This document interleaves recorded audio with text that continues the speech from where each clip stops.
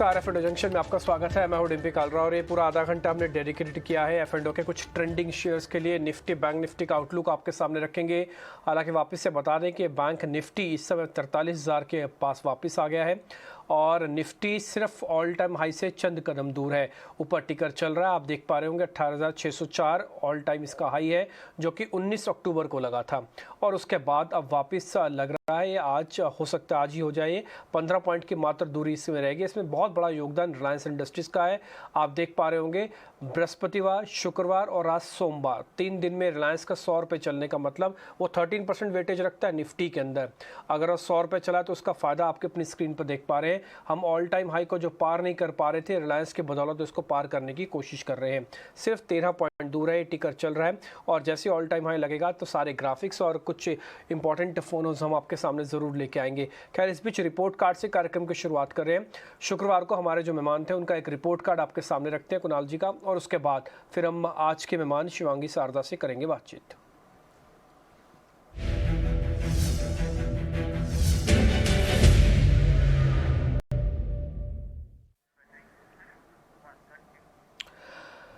तो जो report card है उसमें कुणाल बोथरा हमारे साथ जुड़े थे। उन्होंने कुछ जो कॉल्स दी थी वो बेहद ही शानदार रही हैं। उसमें हिट कॉल्स में उनका BHEL था, करीब 3% तक का रिटर्न आपको आया होगा।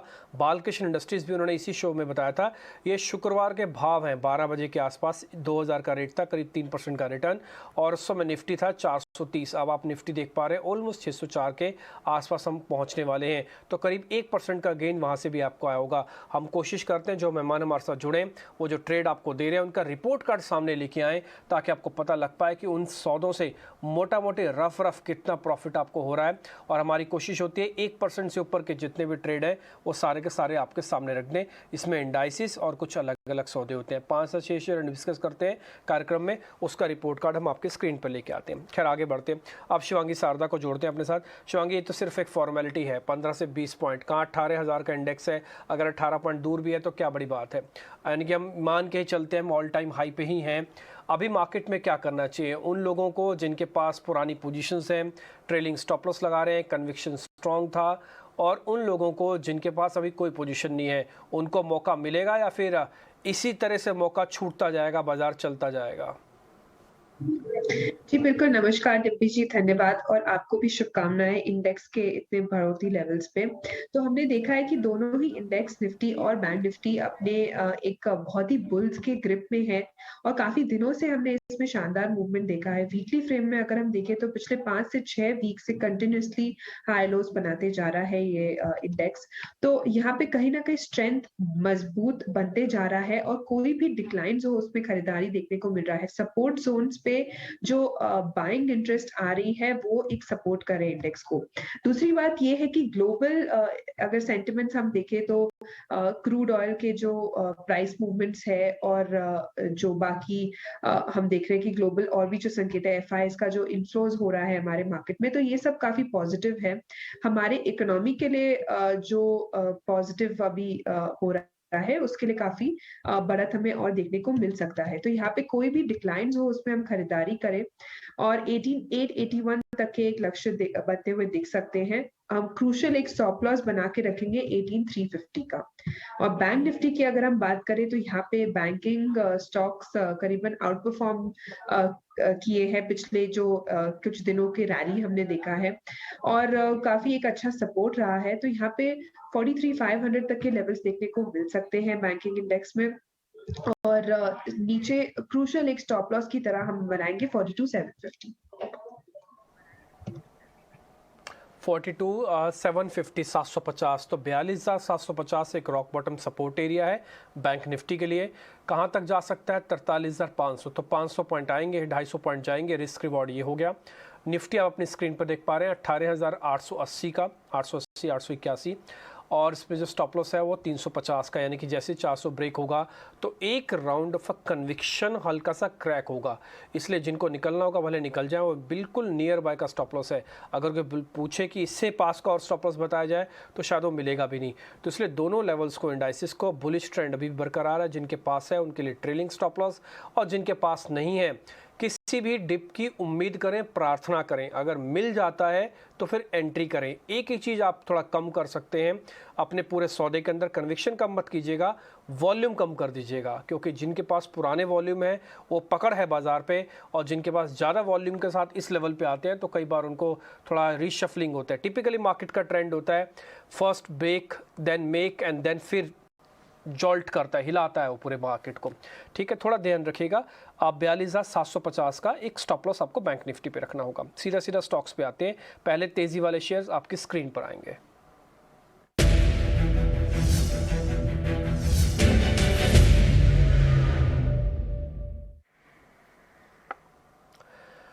तो डेल्टा कॉप और रिलायंस इंडस्ट्रीज। डेल्टा कॉप तो हमने आपको सुबह सुबह आज नोटिस करवा दिया था कि इसकी 3 वजह भी आपको बताई थी। फर्स्ट वजह ये थी, एक तो ये बैन में नहीं है शुरुआत में, दूसरा इसका नवंबर से दिसंबर का रोल ओवर अच्छा था, तीसरा जीएसटी काउंसिल की जो बैठक होने वाली 17 तारीख, वहाँ से कंफर्म होकर आ रहा है कि जो भी लगाना है सो लगा दो, लेकिन इस बार वो आखिरी फैसला इनके लिए लिया जाएगा, गेमिंग वालों के लिए। उसके बाद इसके लेकर चर्चा नहीं होगी, क्लैरिटी आई है। इसलिए डेल्टा कॉप आज 7% बिल्डअप के साथ 5% का प्रीमियम दिखा रहा है और अपनी रेंज का ब्रेकआउट भी है। दूसरा शेयर है रिलायंस इंडस्ट्रीज़। अब इन दोनों पे आपकी रिकमेंडेशन चाहिए शिवांगी, इन दोनों में क्या किया जाए? ये दोनों फ्रेश लॉन्ग पोजीशंस की खरीदारी है इनमें। जी डिम्पी जी, आपने दोनों ही मेरे टॉपिक्स ले लिए। तो यहाँ पे डेल्टा कॉप और रिलायंस दोनों ही मुझे काफी स्ट्रांग लग रहा है। डेल्टा कॉप की अगर हम पहली बात करें तो दिसंबर का महीना आ रहा है और ये स्टॉक हम रूल आउट नहीं कर सकते।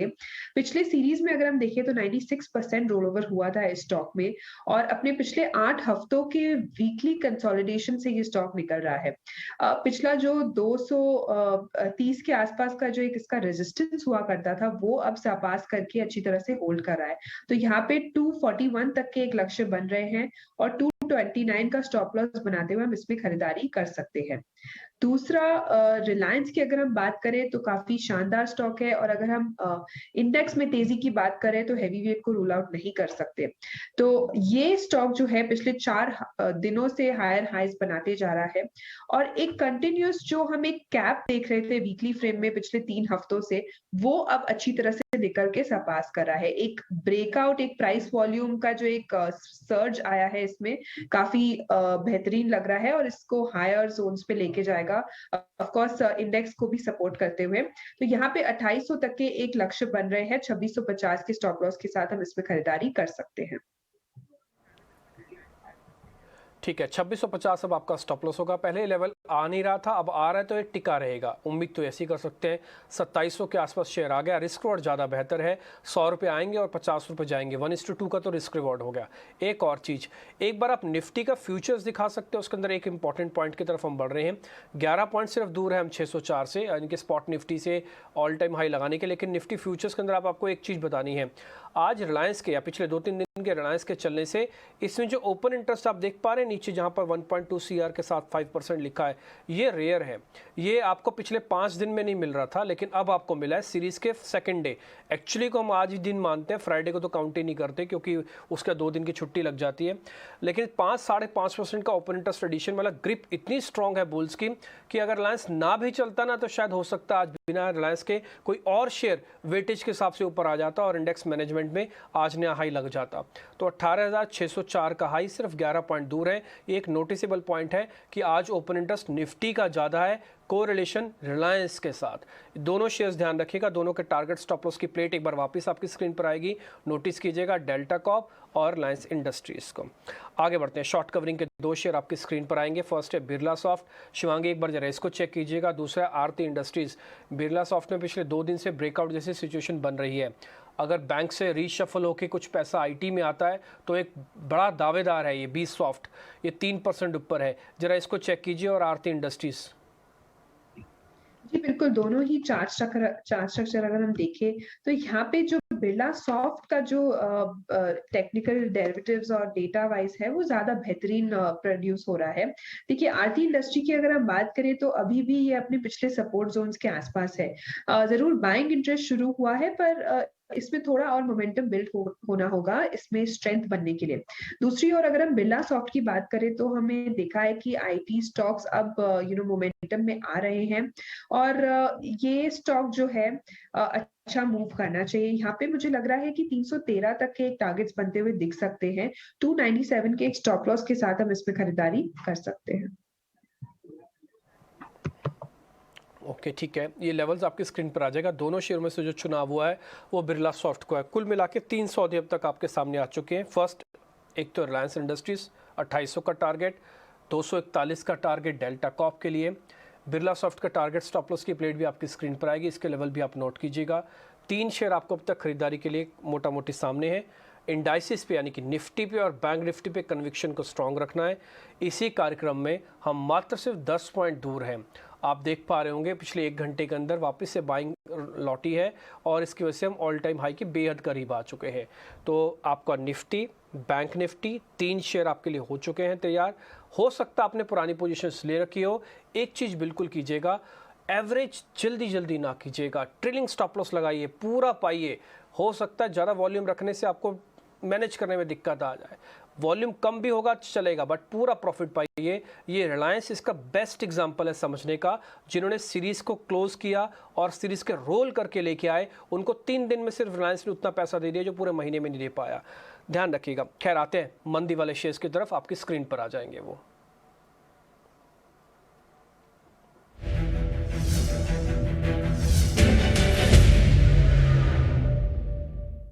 आईएक्स और वेदांता 2 ऐसे शेयर हैं जहां पे आज थोड़े मंदी के सौदे बन रहे हैं। आईएक्स की बोर्ड की बैठक कंप्लीट हो चुकी है, उसके बाद ये थोड़ा प्रॉफिट बुकिंग है। शेयर स्ट्रांग था जब तक बैठक की अनाउंसमेंट नहीं हुई थी, तब तक खड़ा हुआ था। अनाउंसमेंट होने का सेल ऑन राइज हो गया ये।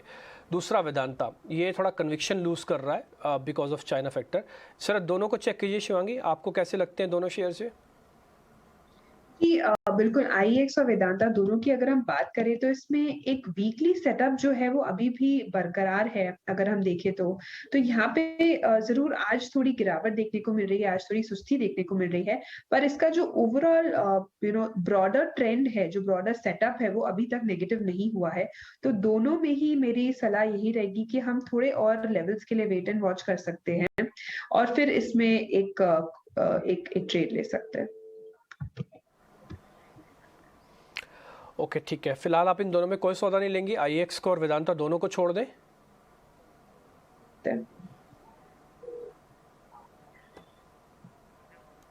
दोनों को छोड़ें शिवांगी? आईएक्स और वेदांता कोई ट्रेड ना ले? जी बिल्कुल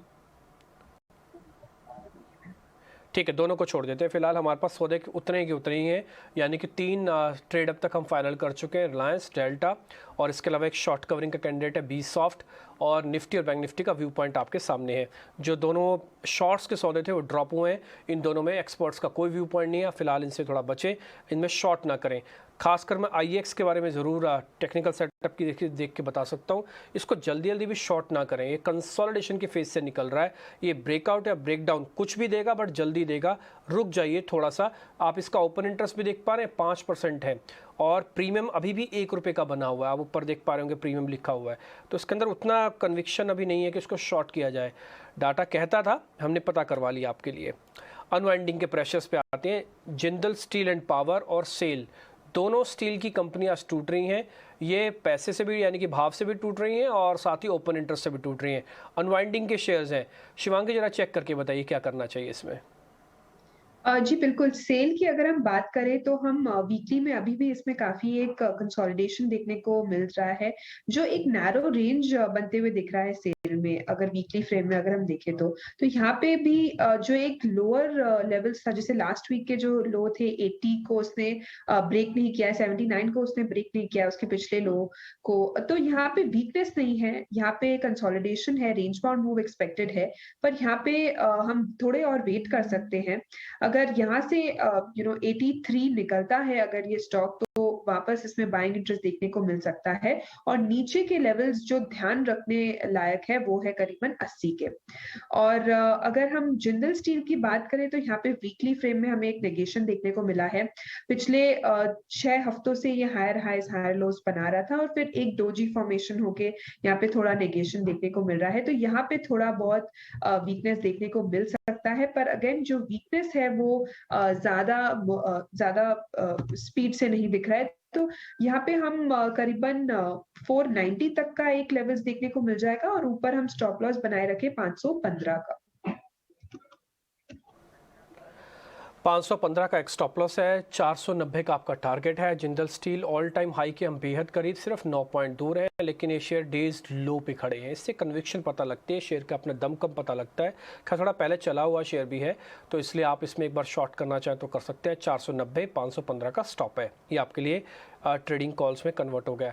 मात्र 9 पॉइंट की दूरी पर अभी हम ट्रेड कर रहे हैं, एक झटके में 9 पॉइंट लेके आ सकता है, तो तैयार रहिएगा आप जश्न मनाने के लिए। और इसी कार्यक्रम में हो सकता है आपको ऑल टाइम हाई भी लगता है उधर, मात्र 8 पॉइंट दूर है। काउंटडाउन हमारे ये आपको लैंग्वेज में और एक्साइटमेंट में भी देखने को मिल ही रहा होगा कि किस तरह से बेसब्री से इंतज़ार हो रहा है। एक बार नंबर दिखा दो, फिर आपको जो करना है सो आप आगे करते रहिएगा।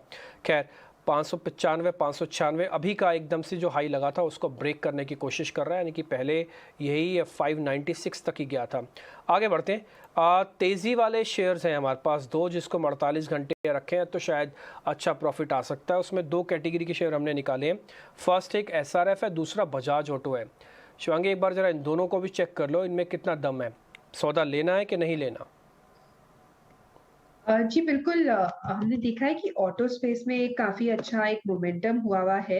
बजाज ऑटो की स्पेसिफिकली अगर हम बात करें तो पिछले 5 दिनों के एक रेंज से निकला ज़रूर है स्टॉक, पर यहाँ पे मेरा मानना है कि अगर हमें ऑटो स्पेस में ट्रेड करना है तो हीरो मोटोकॉर्प एक बेटर पिक होगा बजाज ऑटो से अभी इस तरफ। SRF की अगर हम बात करें तो यहाँ पे भी एक बाइंग इंटरेस्ट ज़रूर देखने को मिल रहा है, बट सपोर्ट के आसपास से जो बाइंग देखने को मिल रहा है वहाँ पे वॉल्यूम्स नहीं है। तो यहाँ पे वॉल्यूम्स ना होने के कारण इतना कन्विक्शन नहीं आ रहा है। तो दोनों को अभी एक बार अवॉइड कर सकते हैं। ऑटो स्टॉक्स में वेट एंड वॉच कर सकते हैं। प्रेफर्ड रहेगा हीरो मोटोकॉर्प। ओके ठीक है, वैसे प्रेफरेंस आपकी हीरो मोटोकॉर्प पे है। दोनों शेयर्स बजाज और SRF ये दोनों गिर गए हैं। कुल मिला के जो सेलेक्टिव स्टॉक्स हैं वो वापस आपकी स्क्रीन पर आ जाएंगे, जिन पे अब तक ट्रेड कंफर्म हुआ है। जिसका टारगेट और स्टॉप लॉस आपको मिलेगा ना, आप मान के रखिएगा, उसी का ही रिपोर्ट कार्ड के अंदर नाम जाएगा, और उसके अंदर से जो भी ट्रेडिंग गेन्स होंगे चाहे वो प्लस के हों, और जैसे 1% ऊपर होगा तो हम आपके सामने उतार भी देंगे वो। खैर आगे बढ़ते हैं। शिवांगी अपने जरा आप ट्रेडिंग कॉल्स बता दीजिएगा, उसके बाद फिर हम कुछ और शेयर भी हैं जरा वो भी आइडिया ले लेंगे आपसे। जी बिल्कुल, मेरे ट्रेडिंग कॉल जैसे मैंने ज़िक्र किया कि डेल्टा कॉर्प और रिलायंस पे था, तो यहाँ पे हम खरीदारी कर सकते हैं। काफ़ी स्ट्रॉन्ग काउंटर्स है दोनों, और उसमें मैंने अपना target stop losses already mention कर दिया है। ओके ठीक है, तो वही टारगेट स्टॉप लॉस एक बार हम वापस से दिखा देते हैं जो आपने पहले कॉल्स में हमको दिखाया, ये आपकी ट्रेडिंग कॉल्स में भी कन्वर्ट हो गया है। यानी कि अगर शिवांगी के कोई सौदे सिर्फ लेना चाहता है तो उसमें भी रिलायंस इंडस्ट्रीज और डेल्टा कॉर्प है। आज हमारी फ्रेश लॉन्ग पोजीशंस की कैटेगरी में भी ये दोनों शेयर्स थे, तो दोनों मैच हो गए हैं। रिलायंस इंडस्ट्रीज और डेल्टा कॉर्प आपकी लिस्ट में है। शिवांगी इसके अलावा किसी और शेयर पर आपका ध्यान है जिसको आपने ग्रेड 2 में रखा हो भले? जी बिल्कुल, IGL यहाँ पे बहुत अच्छा लग रहा है। इसने अपना एक pole and flag pattern formation से ब्रेकआउट दिया है स्टॉक ने, तो काफ़ी अच्छा यहाँ पे मूवमेंट देखने को मिल सकता है। इनफैक्ट जिस तरह से यहाँ पे बाइंग देखने को मिल रहा था पिछले सेशन में, तो यहाँ पे एक काफ़ी एक स्ट्रॉन्ग कन्विक्शन था। वीकली जो इसने अपना एक रेजिस्टेंस को निकाला है और अच्छी तरह से होल्ड करा है, यहाँ पे एक सस्टेन करने की लेवल्स बनते हुए दिख रहे हैं। तो यहाँ पे 55 तक के एक लेवल्स जो है वो बनते हुए दिख सकते हैं। ठीक है शिवांगी, बहुत शुक्रिया आपका, थैंक यू वेरी मच आज बताने के लिए अलग अलग स्टॉक्स में समय क्या किया जाए। IGL आपकी लिस्ट में है, रिलायंस, डेल्टा कॉर्प, साथ ही बी सॉफ्ट आपकी लिस्ट में, निफ्टी बैंक निफ्टी का ओवरऑल व्यू आपको मिल गया होगा इसी कार्यक्रम से। खैर हम थोड़ा और आगे बढ़ते हैं, ऑल टाइम हाई से बहुत दूर नहीं है। इस बीच एक खबर आपको और बता देते हैं, क्रेडिट एक्सेस इंडिया को जल्द ही इंश्योरेंस का लाइसेंस मिल सकता है। इस खबर की पूरी जानकारी डिटेल्स देने के लिए मेरे सहयोगी अनुराग शाह मेरे साथ जुड़ रहे हैं। अनुराग जरा बताएंगे कि क्रेडिट एक्सेस इंडिया को इंश्योरेंस का लाइसेंस क्यों मिल सकता है? देखिए, इंश्योरेंस रेगुलेटर IRDAI की तरफ से फ्राइडे को ही जो इंश्योरेंस कंपनियों के रजिस्ट्रेशन की प्रक्रिया है उसको काफ़ी आसान किया है, और आने वाले वक्त में करीब करीब 19 लाइसेंस जो है वो पाइपलाइन में है, और उसमें सबसे पहला जो लाइसेंस है जो पूरी तरह से मैच्योर हो चुका है वो क्रेडिट एक्सेस इंडिया का है। और ये जो 15 दिसंबर तक हमारे जो सोर्सेज से जानकारी मिली है, वहाँ पर 15 दिसंबर तक इस कंपनी में पूंजी आ जाएगी, और अगली जो बोर्ड बैठक होगी इंश्योरेंस रेगुलेटर की, वहाँ पर इसके लाइसेंस को मंजूर कर दिया जाएगा। इसके अलावा कंपनी ने जो निचले स्तर पर जो है कर्मचारियों की भर्ती से लेकर ऑपरेशन शुरू करने के जो लेकर शुरुआती तैयारी है वो भी शुरू कर दी है। और जिस तरह से क्रेडिट एक्सेस इंडिया, इस कंपनी के अंदर क्रेडिट एक्सेस इंडिया का 74% हिस्सेदारी होगी, और जो बाकी 26% हिस्सेदारी है वो घरेलू जो निवेशक है उनके द्वारा की जाएगी। जैसा कि मैं आपको बताना चाहूँगा कि क्रेडिट एक्सेस इंडिया जो है वो पेरेंट कंपनी है क्रेडिट एक्सेस ग्रामीण, जो माइक्रो फाइनेंस इंस्टीट्यूशन है, जिसका ग्रामीण इलाकों में काफ़ी ज़्यादा विस्तार है। ग्रामीण इलाकों के अंदर वो फाइनेंशियल सर्विसेज प्रोवाइड करती है। तो यहाँ पर एक, वैसे तो इन दोनों कंपनियाँ अलग है, क्रेडिट एक्सेस इंडिया जो है वो होल्डिंग कंपनी है क्रेडिट एक्सेस ग्रामीण की, लेकिन जब भविष्य में इस क्रेडिट एक्सेस इंडिया की लाइफ इंश्योरेंस कंपनी को लाइसेंस मिल जाएगा, इसका कारोबार शुरू हो जाएगा, तो ये जो प्रोडक्ट है वो ऑफर किए जाएंगे इन क्रेडिट एक्सेस ग्रामीण की ब्रांचेस के ऊपर ही। तो एक तरह से लिंकेज रहेगा कारोबार बढ़ाने के अंदर, और उसका जो कमीशन होता है वो भी क्रेडिट एक्सेस ग्रामीण को मिलेगा। तो एक बड़ा डेवलपमेंट है लाइफ इंश्योरेंस सेक्टर के अंदर, एक नई कंपनी आने वाली है। और फ्राइडे को ही 5 साल बाद 2017 के अंदर आखिरी लाइसेंस मंजूर किया गया था। उसके बाद फ्राइडे के अंदर 2022 के अंदर 5 साल बाद शमा जनरल इंश्योरेंस कंपनी, वहां पे भी लाइसेंस मंजूर किया गया, और जो अगला लाइसेंस मंजूर होगा वो क्रेडिट एक्सेस इंडिया का होगा, जो अपने लाइफ इंश्योरेंस कंपनी को शुरू करेगी। ठीक है अनुराग, बेहतर जानकारी। बिल्कुल आप बता भी रहे हैं कि इस कंपनी के लिए बेनिफिट भी हो सकता है। अभी तो ये सिर्फ फाइनेंसिंग के बिजनेस में, बाद में इंश्योरेंस के कारोबार से भी जुड़ जाएगी लाइसेंस मिलने के बाद। और आपने ईडा की बोर्ड की बैठक कवर करके भी ये जानकारी का हिंट भी हमको किया था जब प्राइवेट इक्विटी इन्वेस्टर्स की बात सामने निकल के आई थी। बहुत शुक्रिया, थैंक यू वेरी मच समय देने के लिए। फिलहाल इस कार्यक्रम से भी इतना ही, लेकिन सिर्फ 13-14 पॉइंट ही दूर है। तो कार्यक्रम के साथ था जो अगला कार्यक्रम होगा उसमें भी आप बने रहिएगा। ऑल टाइम हाई के हम बेहद के करीब हैं।